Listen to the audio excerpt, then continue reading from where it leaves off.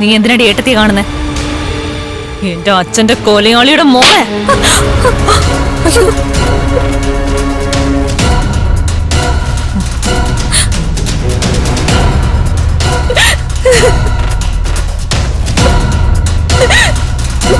നീ ഇതിനു മുമ്പ് ഇവിടെ വന്നപ്പോ എനിക്ക് നിന്നെ തല്ലാൻ പറ്റിയില്ല. ആ സമയത്ത് കുഴിയിലോട്ട് കാല് നീട്ടിയിരിക്കുന്ന നിന്റെ മുത്തശ്ശി എന്നെ തടഞ്ഞളഞ്ഞു. എന്നും മാത്രമല്ല, അന്നെനിക്ക് അറിയില്ലായിരുന്നു നിന്റെ അച്ഛനാ എന്റെ അച്ഛനെ കൊന്നേന്ന്. എന്നിട്ട് നീ എന്തിനാ വന്നേന്നാ ചോദിച്ചേ?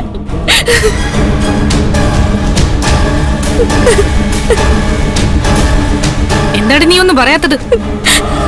എന്ത് ധൈര്യത്തിന്റെ പുറത്താ നീ ഇങ്ങോട്ട് വന്നത്? പറയടി. ലക്ഷ്മി, എനിക്കൊരു അബദ്ധം പറ്റിപ്പോയി. എന്റെ വയറ്റിലിപ്പോ ഒരു കുഞ്ഞുണ്ട്. ദയവ് ചെയ്ത് എന്നെ തള്ളിക്കളയരുതെന്ന് ഉണ്ണിയേട്ടനോട് പറയണം. നിന്നെ പോലുള്ളതിനെയൊക്കെ തള്ളിക്കളയല്ല വേണ്ടത്, തല്ലിക്കൊല്ലണം. മഹിയും കുഞ്ഞിനെയും കൊല്ലാനായിട്ട് നീ എന്താ ചെയ്തെന്ന് ഞങ്ങൾക്കറിയാം.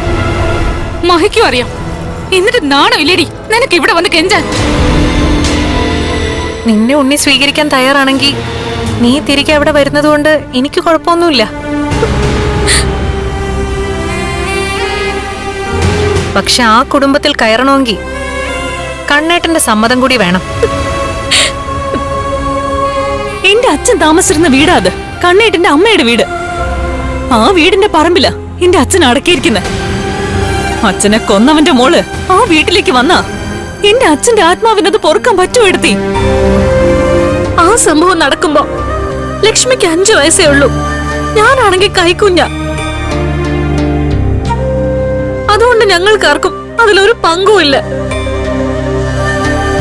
അത് അന്നത്തെ കഥ. അതിനുശേഷം ആ കൈക്കുഞ്ഞ് ഒരുപാട് വളർന്നു. ദേ, ഈ പരുവത്തിലായി. എന്തുമാത്രമല്ല, നിന്റെ അച്ഛനേക്കാൾ മോശം നിന്റെ സ്വഭാവം. നിന്റെ ഉള്ളിലും ഒരു കൊലയാളിയുണ്ട്. നിന്റെ സ്വഭാവമായിട്ട് നിന്റെ മുത്തശ്ശി മാത്രമേ പൊരുത്തപ്പെട്ടു പോവൂ. പിന്നെ അങ്ങനെ പൊരുത്തപ്പെട്ടു പോകുന്ന ഒരുത്തനാ ഇപ്പൊ ജയിലിൽ കിടക്കുന്ന നിന്റെ അച്ഛൻ.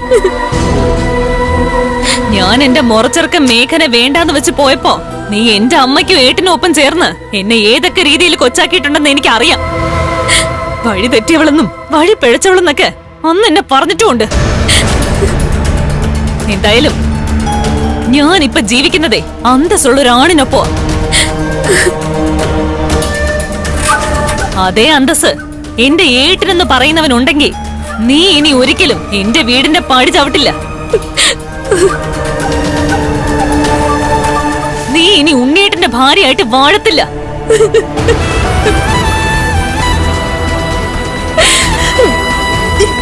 നീ കരയൊന്നും വേണ്ട.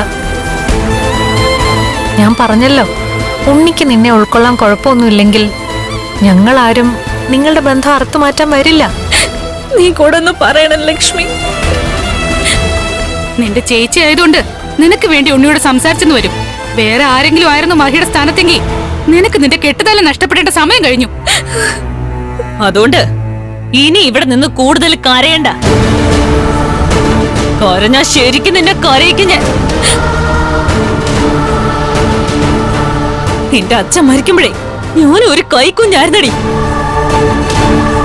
അതുകൊണ്ട് എന്റെ അച്ഛന്റെ വാത്സല്യവും ലാളനയും ഒന്നും എനിക്ക് അങ്ങനെ കിട്ടിയിട്ടില്ലടി. അതിനു മുമ്പ് 2 ദുഷ്ടന്മാര് ചേർന്ന് എന്റെ അച്ഛൻ അങ്ങ് വിളിച്ചില്ലേ?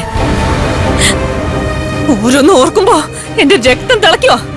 അതുകൊണ്ട് പോടി.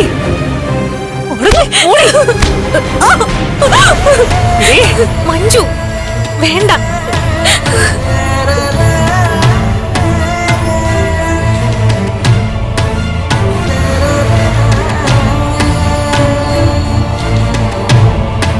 ഇവളുടെ വയറ്റിലൊരു കുഞ്ഞുണ്ടെന്നുള്ള ബോധം എനിക്കുണ്ട്. അതുകൊണ്ടാ ശക്തിയായിട്ട് തള്ളി താഴെയിടാതിരുന്നേ. അതിനൊക്കെ ഇവൾക്കേ പറ്റൂ. സ്റ്റെപ്പിന്റെ മോളിന്നല്ലേ ഏട്ടത്തി ഇവള് തള്ളി താഴെ ഇട്ടത്. അത് പിന്നെ എന്നെ അവിടെ ഇട്ട് ഒരുപാട് കഷ്ടപ്പെടുത്തിയതുകൊണ്ടാ ഞാൻ അങ്ങനെയൊക്കെ ചെയ്തത്. വീട്ടുപണി ചെയ്യുന്നത് എങ്ങനെയാണ് കഷ്ടപ്പെടുത്തുന്നത്?